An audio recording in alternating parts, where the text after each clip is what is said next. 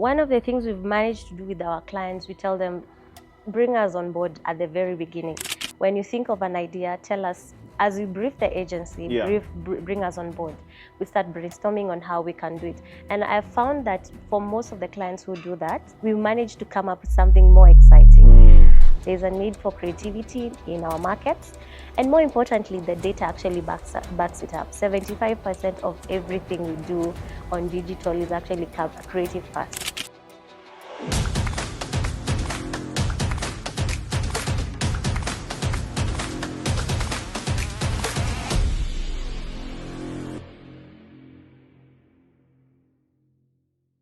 Good morning, good afternoon, and good evening, and welcome to another edition of the Pure Digital Passion Podcast with me, Moses Kamibaro.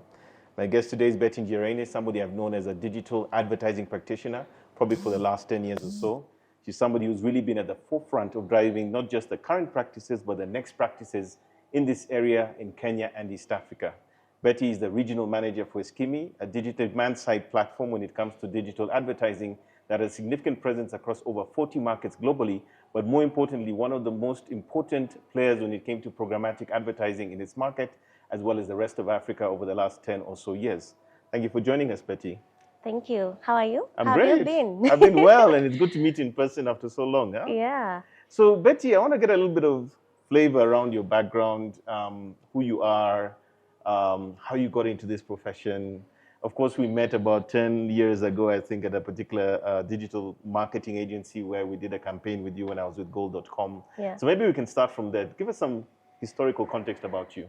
I think I've always been passionate about digital from the very early years of 2014. Wow. And I think my highlight for me was when we did the Blaze campaign launch for Safaricom. Blaze by Safaricom. Which is when we first met, yeah? Exactly. Yeah. And the one thing that struck me was how the whole creative execution was built into a digital platform. Correct. And everything that came together, like, on Goal, for example, we had a very bespoke creative asset there. Yes. And all the other local publishers, which I'll hopefully be talking about today, and the supply.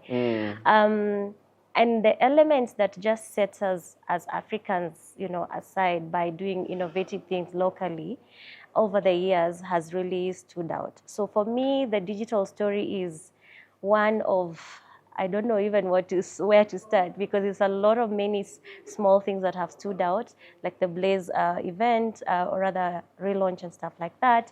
And then coming into Eskimi, where we are now saying creative is the real thing that sells our campaigns, and how we bring that out for all our campaigns. So I'm really keen to see how, as we go along, in my coming years, how does all the things I have learned through our creative staff, our digital campaigns, and so on and so forth, will come to life to see Eskimi prosper in East Africa. Yeah. So as the regional manager for Eskimi, right, I think you have a unique perspective in the region, Kenya, presumably Uganda, Tanzania, and so forth. But what are some of the things that you have noticed or seen when it comes to sort of the digital advertising landscape? What does it look like? What's happening? What's working? What's not working? Maybe you can give us some perspectives on that. The one thing that's always struck me is that we spend so much time building the traditional assets. Your key visual has to be 100%. The back and forth at the agency. Very locked in, huh? It had, oh my God, the reverts were like many, more than 15. Is it almost an obsession with legacy media? Is that the issue? I think so, because I wouldn't understand why we had a whole 2 months to do TVCs and KV, and then the tail end, 2 days to launch, we have now the digital assets. And at that point, there is nothing much I can do. I think by the time I was leaving the agency, the shift was now changing to putting digital first, thinking about the digital activations and how everything comes together.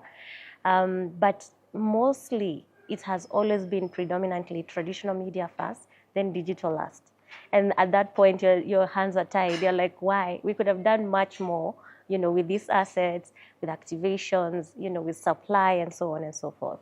And I think for me, that was particularly frustrating because just like you, I mean, literally you would take creative that was designed for a billboard shrink it and make it a banner, which was illegible. You couldn't even read it, right? You couldn't. Because it wasn't designed with a digital-first approach. Exactly. So how are you dealing with clients? I'm thinking agency side, client side in terms of brands, to sort of address those issues. How do you sort of address that before it even becomes a problem these days? So one of the things we've managed to do with our clients, we tell them, bring us on board at the very beginning.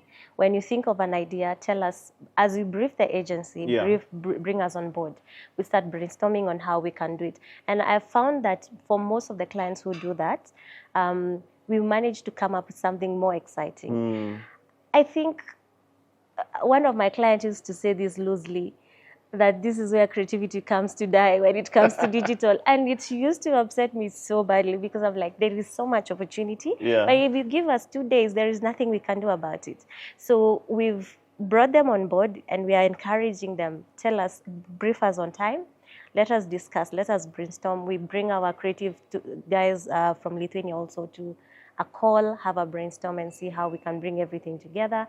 And it's been amazing. I think I can say for 2 or 3 of my clients have really gotten it. And even the creatives that you'll see today, you can clearly tell these clients are thinking way ahead. And they're not just thinking about, traditional, but digital first. Then how do we cascade it to the rest of the channels? So Eskimi is renowned, if I can put it that way, especially in Kenya and the rest of Africa. Yeah. For being kind of like the pioneer in programmatic advertising campaigns and doing this demand side platform that you have. Why do you think Eskimi has been successful, more specifically in Kenya and East Africa? Because we are now also seeing a lot of other programmatic platforms in the marketplace. For many customers and brands, it even gets confusing. And even me, my agency, we're constantly getting approached to run campaigns with them, and we're like, we don't even know where to start. So why Eskimi, and also what has made Eskimi successful? I'll say the 2 things that come out strongly for us is the localization. One, we have the local teams. For majority of the international ad techs, by the time you get somebody in your office, it's almost impossible. So being on the ground is a factor. Being on the ground is a factor, and I am happy that you've built a strong team that is able to come sit with you, with your agency, take them through everything that we do, help them unlock any bottlenecks and stuff. And more importantly, for countries like Tanzania and Ethiopia, for instance, where their first local language is not English, you have to understand the local nuances in Amharic for Ethiopia, in Swahili for Tanzania. Oh my God. Exactly. And you have to understand that creative and see, okay, so what do Tanzania people like? If you make it a gamification, do they even have time to look at their phones? Do they even have proper smartphones? And that bit about having local team on the ground has really won for us, for sure, because we understand the client's challenges, we know how to unlock the strategy, and we know what bespoke creatives fit what client, and how we can scale it to other markets. And the one thing I love is that we started in Africa first. We understood that this market is not your usual market. We still complain about our data depleting. So if you see something animated, you're like, this thing is gonna take all my data, But over the time, we've learned, we've taught our clients that it won't actually. It just depends with how you scale it, how big it is, how far people are mobile fast, and stuff like that. Secondly, our supply. One of the things we've done really well is talk to our local suppliers in terms of local publishers, your Nations, your Standards, your Tuko, your Pulse. And we are telling them, guys, we can do this together. Yeah, we have a partnership with them where we have either we buy media through OpenRTB, or we can have preferred deals, and we can also serve them more bespoke creatives like screen takeovers. You remember when we launched Blaze? I'll not mention the client. There was a full, page takeover on almost all the local sites. I remember that. On Goal, there was something happening. On Nation, on Standard, it was, it was amazing. Like when you went on that day, you could for sure know something is happening. And that is what we are trying to do. And some of the conversations we are having are, we don't want to stay on the boring side, even with you guys as our suppliers. Yes. Let's help you do something amazing to be able to set yourselves apart. Because I'm sure somebody goes to Nation and sees this amazing creative. They're curious to know who is doing this. Absolutely. And I think maybe now we can sort of segue into what's happening today. Yeah. Today's a big day for Eskimi in Kenya and, of course, the region, because that's where you are. And you have this amazing campaign you're launching called Don't Be Boring, which is part of your brand repositioning. Can you tell us a bit about the philosophy and the thinking behind that and how it translates to the regional market in East Africa?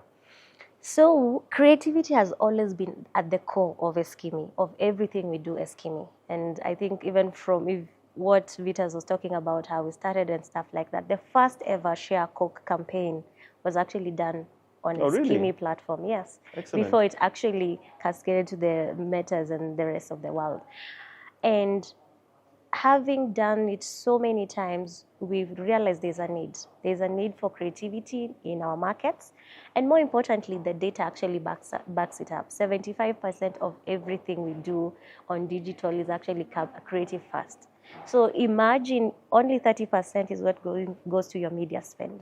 So you have to make sure that your creative is like top notch, you know? Point, yeah. So, and at that point, towards early last year, we made a decision. We don't want to be another DSP that just sells media and does all the mundane things that everyone is doing in the market. We decided we want to be the disruption in the market by doing unique creatives that engage with people, that are data backed up, because again, most of our clients in East Africa will be like, this thing looks nice, but then what does it do for me? But as long as you can give them data to back it up, then they are sold. So we are not only giving you cool executions, but also data backed up creatives. You can be able to measure, you can be able to report on, to your stakeholders on what we are delivering for you. So I want us to walk us through, and I think for our audiences, especially in East Africa, so they understand the nuances here. Yes. We have the creative, I suppose, dashboard where you can create things. Yeah. If I understand it correctly, you also have a creative studio, meaning you have internal humans who actually design. You then have a pre-testing capability. So before your ad actually flights, you can test the creative to see if it's working or not, and of course rework it accordingly. And then you also have some neuroscience testing capability and post-campaign measurement that you do. Can you walk us through that process? Because I think people might just see it as yet another programmatic platform, but maybe if they understand what goes into it from an East African perspective, they'll truly appreciate why Eskimi is different. All right. So from the onset, as I mentioned, you have to bring us on board when you're starting to create the assets. Yeah.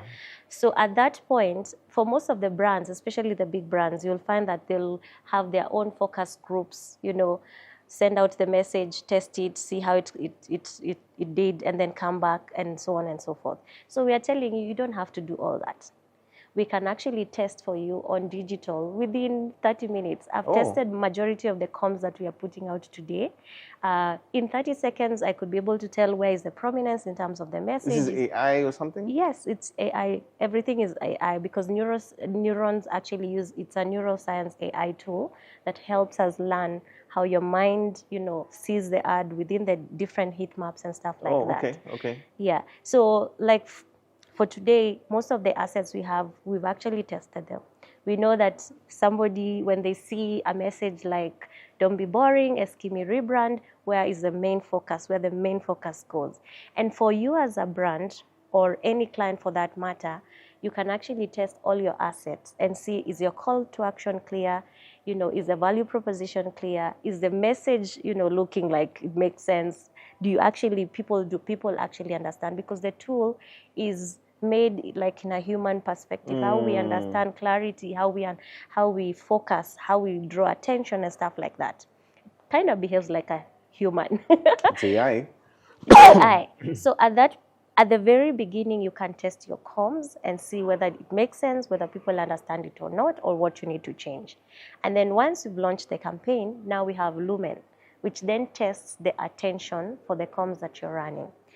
After you've run the campaign and we're able to report for you attention, focus and so on and so forth, then we can do a brand lift survey where we tell you if you're comparing, for example, if it's one of the FMCG brands and you want to find out how are your competitors, seeing you and so on and so forth, we can do 5 to 6 questions real quick. In 2 weeks, you have your feedback. You don't have to wait for Ipsos Yes. after like 6 months. Okay. You can do it real fast on digital and you get your feedback. So even the reporting and the turnaround time, It's also real time? Very real time, very fast.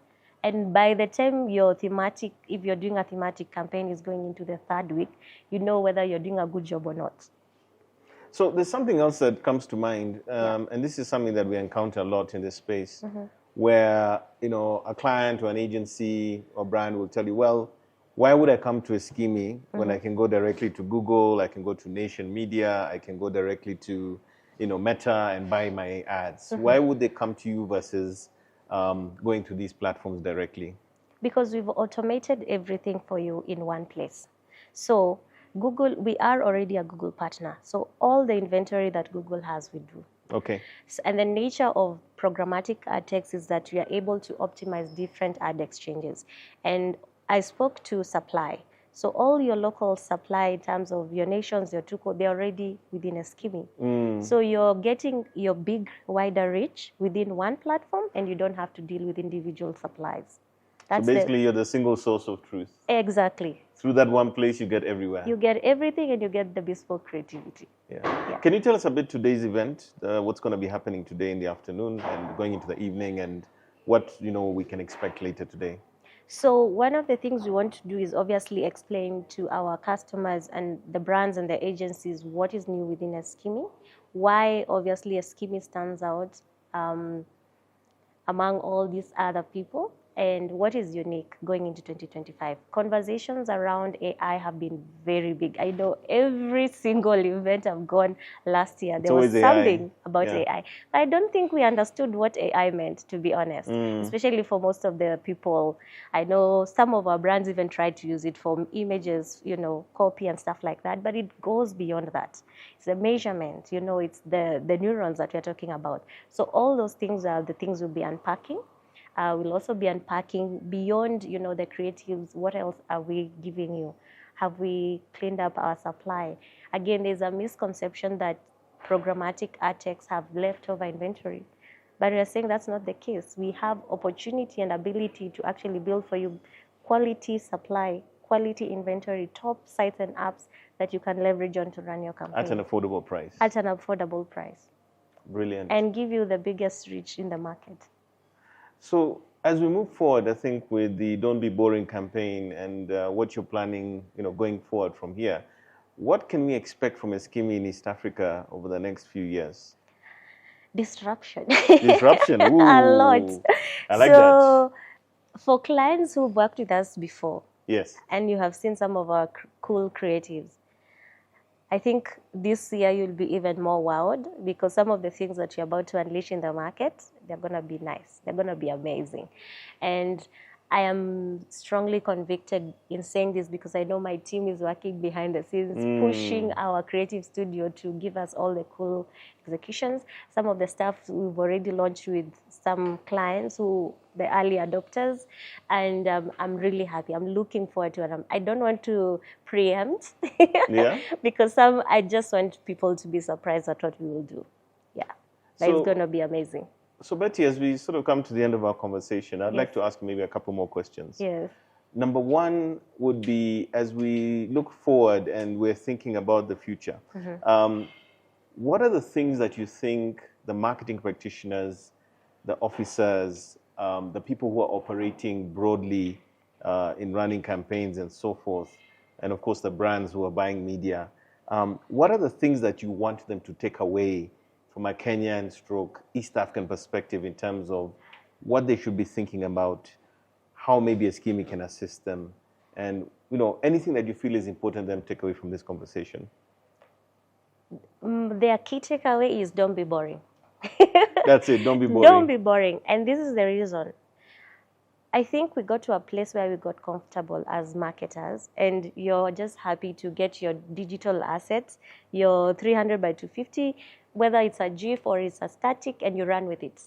But there's a lot of opportunity. We are in the market trying to say, guys, let's set up a workshop.